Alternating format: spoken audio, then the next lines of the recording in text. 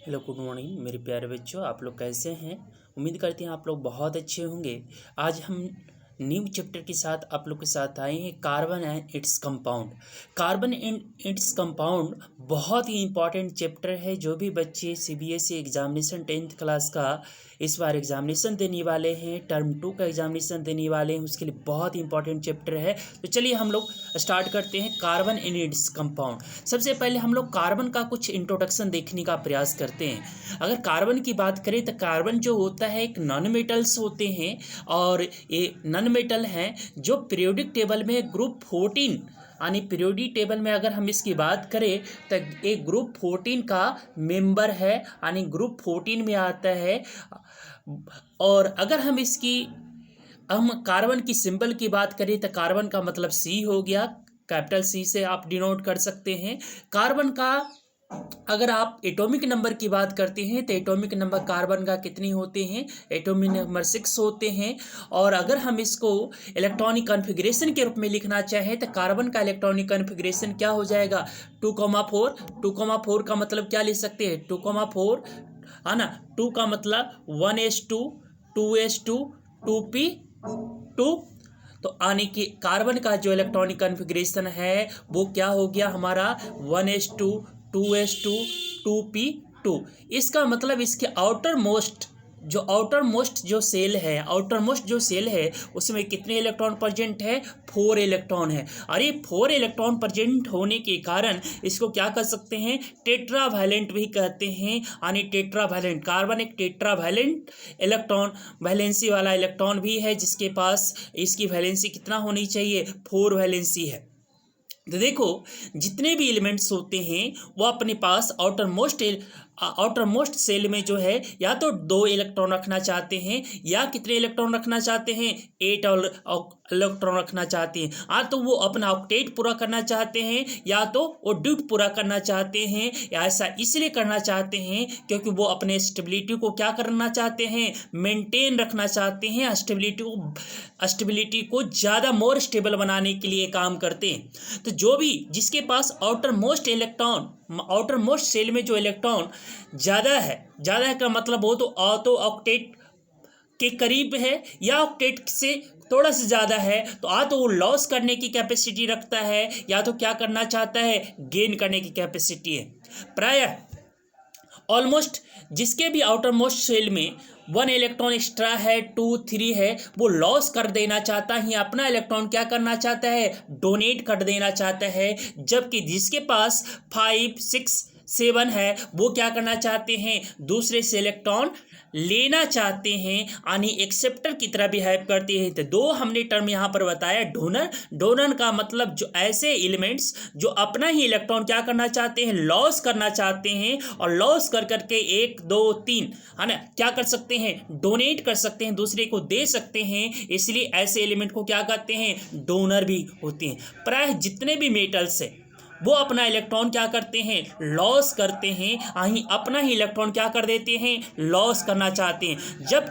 जबकि जितने भी नॉन मेटल्स हैं उसकी कैपेसिटी यही होता है कि वो क्या है, एक एक्सेप्टर की तरह बिहेव करते हैं। एक्सेप्टर की बिहेव का मतलब ये हुआ जिसके पास आउटर मोस्ट सेल में 5 इलेक्ट्रॉन है, 6 है, 7 है, वो क्या करना चाहते हैं, इलेक्ट्रॉन गेन करना चाहते हैं। यानी कि यहाँ पर लॉस और गेन चलता है। तो जो लॉस करता है उसमें क्या होता है, पॉजिटिव चार्ज होता है। और इसीलिए जो मेटल होते हैं ऑलमोस्ट वो क्या कहलाते हैं, इलेक्ट्रोपॉजिटिव एलिमेंट्स कहलाते हैं, यानी इलेक्ट्रोपॉजिटिव होते हैं। जबकि जो नॉन मेटल होते हैं उसके आउटरमोस्ट सेल में लगभग 5 6 7 होते हैं, वो क्या कहलाते हैं, गेन करना चाहते हैं। और जब गेन होने के कारण वो क्या कहलाते हैं, एक्सेप्टर कहलाते हैं। लेकिन अगर हम कार्बन की बात किया जाए तो कार्बन इसमें से बीच में आता है। कार्बन एक नॉन मेटल्स है, इसकी भी जो होना चाहिए, अगर ये 4 इलेक्ट्रॉन अपना लॉस करता है तो 4 इलेक्ट्रॉन लॉस करेगा तो क्या हो जाएगा, 4 माइनस, यानी 4 माइनस हो जाएगा। जबकि अगर यही if it is loss the electron, अगर ये लॉस ऑफ इलेक्ट्रॉन करेगा तो 4 माइनस होगा। अगर ये it is a gain of electron तो क्या होगा, 4 प्लस होगा। देखिए कार्बन के पास एक ऐसा एलिमेंट्स है जो अप्रॉक्सीमेट सबसे ज़्यादा जो होते हैं कंपाउंड का फॉर्मेशन करते हैं। इसका रीज़न ये है कि कार्बन ना तो अपना इलेक्ट्रॉन ना ही लॉस करना चाहता है और ना ही क्या करना चाहता है, गेन करना चाहता है। तो जब अगर लॉस नहीं करना चाहता है, गेन नहीं करना चाहता है, तो वो क्या करना चाहता है, शेयर करना चाहता है। तो जब शेयर ऑफ इलेक्ट्रॉन से जो बॉन्ड बनते हैं उसको क्या कहते हैं, शेयरिंग ऑफ इलेक्ट्रॉन से जो बॉन्ड बनते हैं उसको क्या कहते हैं, कोवैलेंट बॉन्ड कहते हैं। तो प्राय जो कार्बन है वो कोवैलेंट बॉन्ड बनाना चाहता है। यही कारण है कि कार्बन की इसी टेंडेंसी के कारण इस सभी के साथ लगभग में बॉन्ड बनाने की कैपेसिटी रखता है, क्योंकि ये क्या जानता है, म्यूचुअल शेयरिंग कर करके जो है अपना कंपाउंड का निर्माण करना चाहता है। देखिए कार्बन दो रूप में पाए जाते हैं। एक कार्बन जो हमारा है फ्री स्टेट में, और फ्री स्टेट में जब कार्बन पाया जाएगा तो इसको क्या कहते हैं, एलोट्रॉप्स कहते हैं, अप्रूप कहते हैं। जबकि अगर एक किसी कंबाइंड के फॉर्म में पाया जाएगा, किसी के साथ कंबाइंड फॉर्म में पाया जाता है जिसमें अलग अलग इसके कंपाउंड्स होते हैं, फॉर एग्जाम्पल्स मीथेन के रूप में पाया जाएगा, कार्बोनेट के फॉर्म में पाया जाएगा, अदर फॉर्म कंपाउंड के फॉर्म में पाया जाएगा। तो ये कंबाइंड फॉर्म में भी पाए जाते हैं और फ्री स्टेट में पाए जाते हैं। फ्री स्टेट में जब पाए जाते हैं तो उसको क्या कहते हैं, एलोट्रॉप्स कहते हैं। कार्बन की 4 एलोट्रॉप्स होते हैं। पहला डायमंड भी कार्बन का ही एक रूप है, जबकि ग्रेफाइट्स ये सेकेंड टाइप्स ऑफ ग्रेफाइट जो है सेकेंड एलोट्रॉप्स ऑफ कार्बन है। थर्ड फ्लोरेंस यानी कि कार्बन 16 जिसको कहते हैं, कार्बन 60 जिसको कहते हैं, जिसको आजकल माइक्रोचिप्स वगैरह में प्रयोग किए जाते हैं। और फोर्थ जो एलोट्रॉप्स है जिसको ग्रेफीन कहते हैं, जो बुलेट प्रूफ जैकेट बनाने में इस्तेमाल किए जाते हैं। तो ये कार्बन के अलग अलग एलोट्रॉप्स होते हैं। इसके अलावा कार्बन की जो टेंडेंसी होता है शेयर ऑफ बॉन्ड के कारण, शेयर ऑफ इलेक्ट्रॉन करने के कारण ये मैक्सिमम टेंडेंसी होता है किसी के साथ भी अपनी पार्टिसिपेट कर लेता है और नए कंपाउंड का फॉर्मेशन कर देता है। देखिए कि अगर हम कार्बन और हाइड्रोजन को कंबाइंड फॉर्म में पढ़ते हैं, स्टडी करते हैं, तो उसको क्या कहते हैं, हाइड्रोकार्बन कहते हैं। और मेन रूप से अगर हम बात करें ऑर्गेनिक केमिस्ट्री के पार्ट की बात करें, तो ऑर्गेनिक केमिस्ट्री में हम मेन रूप से जो स्टडी करते हैं कार्बन एंड इट्स कंपाउंड को स्टडी करते हैं, इसीलिए ऑर्गेनिक केमिस्ट्री कहलाता है। कार्बन दूर आने की वर्ल्ड में या कहें कि यूनिवर्स में सबसे ज़्यादा कंपाउंड बनाने वाला एलिमेंट्स के रूप में नाम के रूप में जाना जाता है। और ज़्यादातर ये जो कंबाइन करता है हाइड्रोजन के साथ इजीली कर लेता है। क्यों? क्योंकि अगर हाइड्रोजन की भी देखें तो हाइड्रोजन के पास एक एटॉमिक नंबर होता है, तो इसका इलेक्ट्रॉन की संख्या भी एक है ना, प्रोटॉन की संख्या भी एक है, न्यूट्रॉन और 0 न्यूट्रॉन के साथ है। हाइड्रोजन के पास इस हाइड्रोजन में 0 न्यूट्रॉन होता है, कोई भी न्यूट्रॉन नहीं होता है। जबकि इसके एटॉमिक नंबर Z बराबर 1, प्रोटॉन बराबर 1 और इलेक्ट्रॉन बराबर 1। तो देखिए हाइड्रोजन ये चाहता है कि अपने पास ड्यूट पूरा हो जाए, यानी कि इसके पास आउटर मोस्ट शेल में 2 इलेक्ट्रॉन पूरा हो जाए। लेकिन इसके लिए क्या होना होगा, किसी से एक इलेक्ट्रॉन डोनेट करना पड़ेगा, किसी से एक इलेक्ट्रॉन क्या करना पड़ेगा, एक्सेप्ट करना पड़ेगा, यानी एक्सेप्टर की तरह बिहेव करना पड़ेगा। अगर किसी को एक इलेक्ट्रॉन डोनेट कर देता है तो इसके पास समस्या ये है कि इसके पास 0 इलेक्ट्रॉन हो जाएगा।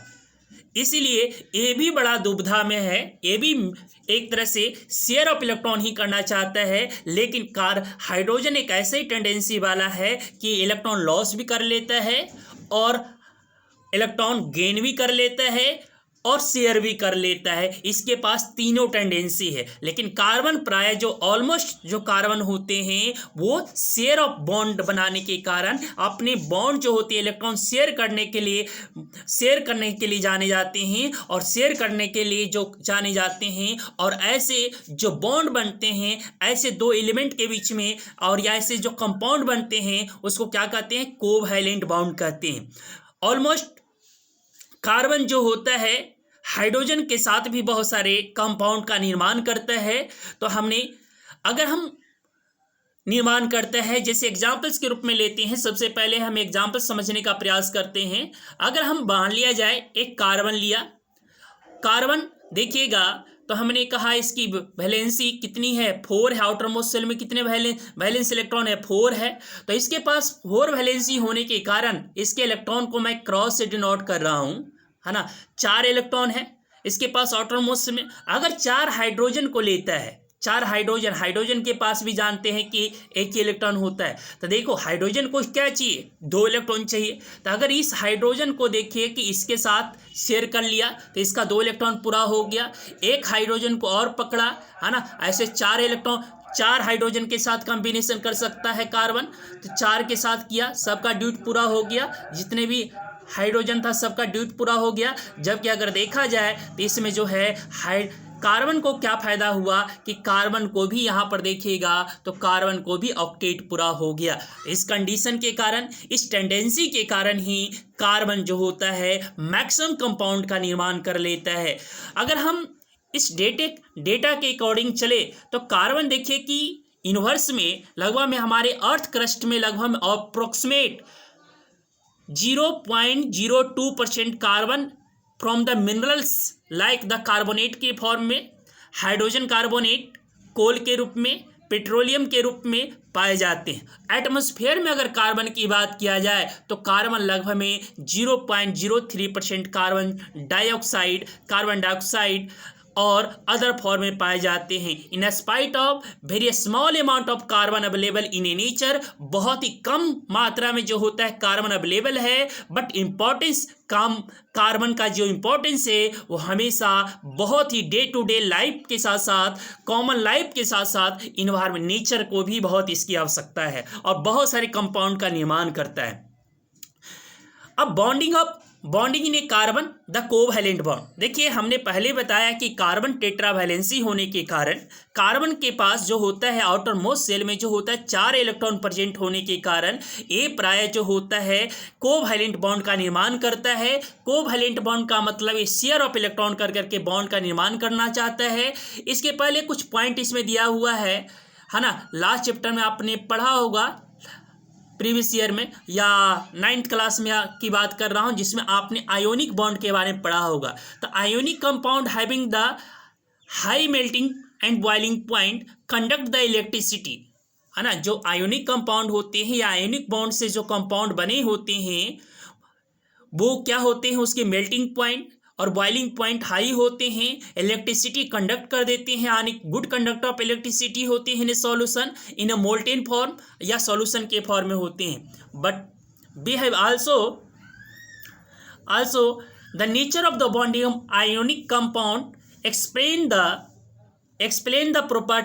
property now the property of ionic property of some carbon compound more property, कुछ कार्बन कंपाउंड्स का प्रॉपर्टी देखें तो इसमें जो carbon compound are more poor conductor of electricity, जो कार्बन कंपाउंड्स होते हैं इलेक्ट्रिसिटी से पास नहीं करते हैं, बैड कंडक्टर ऑफ इलेक्ट्रिसिटी कहलाते हैं।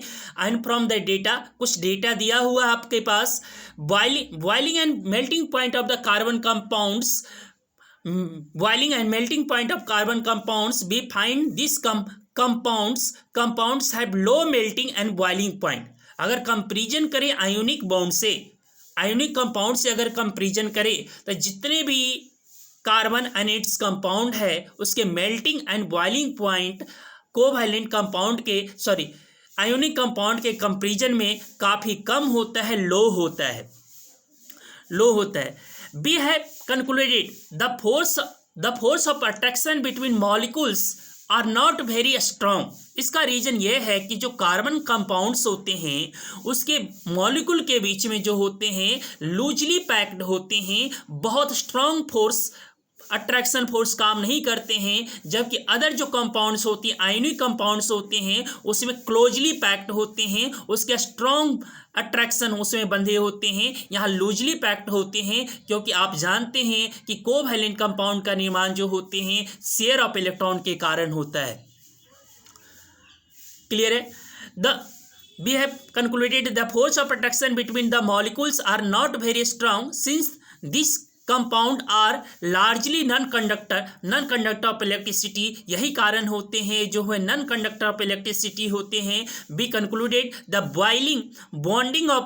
Bonding in this compound does not give rise in any ions, और इसके कारण कोई आयंस का निर्माण नहीं होता है। अब we have learn the 9th class की बात कर रहे हैं, combining capacity of the various element and the how it depends on the number of valence electron. Let us now be look the electronic configuration of carbon. Already हमने electronic configuration of carbon के बारे में बताया है कि इसका electronic configuration 1s2 2s2 2p2 होता है, और इसके आउटर मोस्ट शेल में कितने इलेक्ट्रॉन होते हैं? 4 इलेक्ट्रॉन होते हैं। यही कारण ही होता है ये टेट्रावैलेंस कहलाता है, टेट्रावैलेंसी कहलाता है, यानी 4 इलेक्ट्रॉन प्रेजेंट होता है, 4 इलेक्ट्रॉन प्रेजेंट होता है। तो ये 4 कैटायंस भी बना सकते थे और 4 अनायंस भी बना सकते थे, लेकिन ऐसा नहीं कर करके जो कार्बन है वो क्या करता है, म्यूचुअल शेयरिंग कर करके, इलेक्ट्रॉन का म्यूचुअल शेयरिंग कर करके कंपाउंड का निर्माण करना चाहता है, और यही कारण है कि सबसे लार्जेस्ट फॉर्म ऑफ कंपाउंड का निर्माण करता है। Carbon overcome problem sharing it's valency. हमने पहले बताया कि अपनी वैलेंस इलेक्ट्रॉन को क्या करता है, शेयर करता है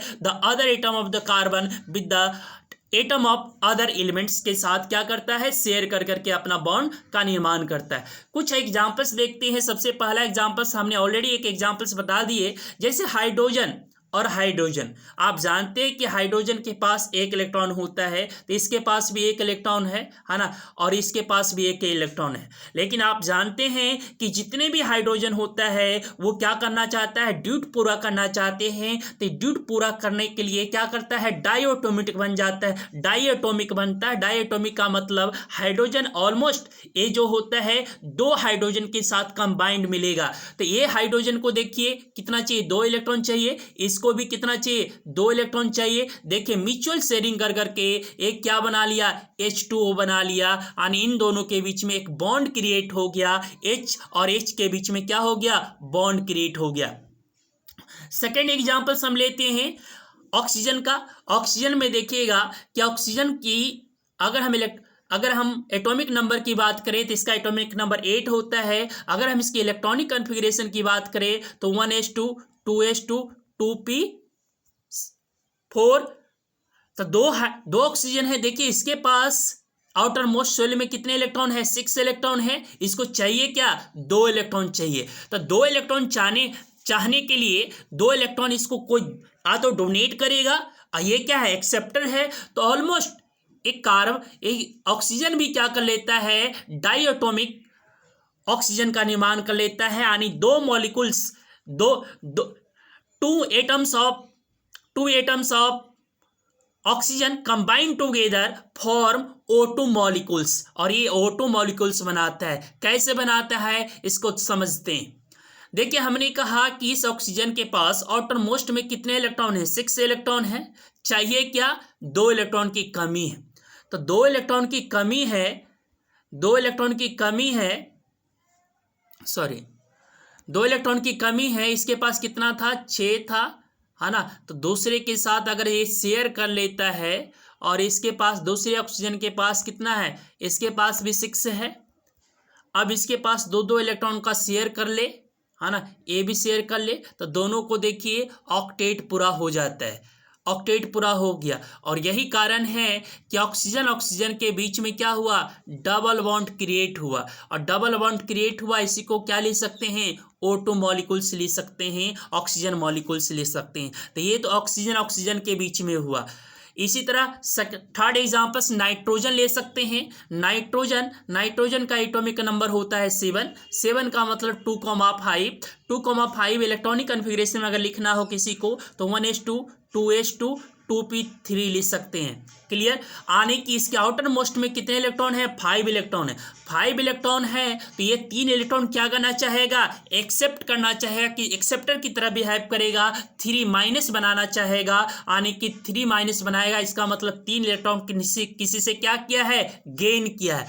लेकिन कब ये N2 के फॉर्म में भी पाया जाता है। N2 का मतलब N2 मॉलिक्यूल्स के फॉर्म में पाया जाता है। देखिए नाइट्रोजन के पास एक्स्ट्रा कितना था, यानी कि आउटर मोस्ट में कितने इलेक्ट्रॉन थे, 5 इलेक्ट्रॉन थे, है ना। 5 इलेक्ट्रॉन मेंशन कर देते हैं। 2 नाइट्रोजन है, इसके पास भी 5 है। अब इस दोनों को देखो, ये 3 इसके 3 के साथ बॉन्ड बना लिया, और ये इसके साथ बॉन्ड बना लिया, दोनों नाइट्रोजन को जो है 3 इलेक्ट्रॉन का म्यूचुअल शेयरिंग हो गया और शेयरिंग कर करके जो है दोनों के बीच में 3 इलेक्ट्रॉन का शेयर किया और इसी को हम लोग कंबाइंड फॉर्म में क्या करते हैं, N2 कहते हैं, यानी नाइट्रोजन मॉलिक्यूल्स कहते हैं।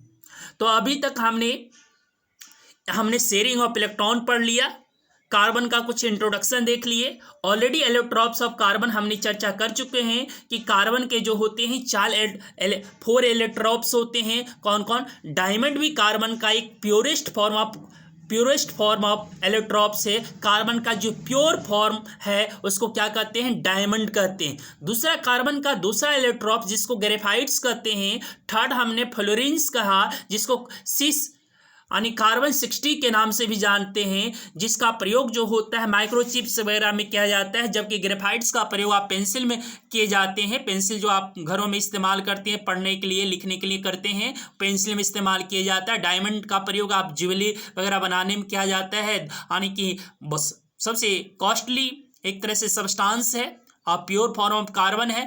जबकि फोर्थ जो हमारा होता है जिसको ग्रेफिन्स कहते हैं, जिसको बुलेट प्रूफ जैकेट बनाने में इस्तेमाल किया जाता है, जैकेट वगैरह गाड़ी वगैरह बनाने में इस्तेमाल किया जाता है। तो अभी तक हमने कार्बन का कुछ बेसिक इंट्रोडक्शन देखा है। फिर मिलते हैं हम नेक्स्ट क्लास में, जिसके आगे पढ़ेंगे हम लोग कार्बन का दूसरे चीज़ें के बारे में, दूसरे कंपाउंड के बारे में पढ़ेंगे। कार्बन का अलग अलग जो नेचर है, प्रॉपर्टी है, फिजिकल केमिकल प्रॉपर्टी के बारे में पढ़ेंगे। Thank you watching video, take care, अपना ध्यान रखिए।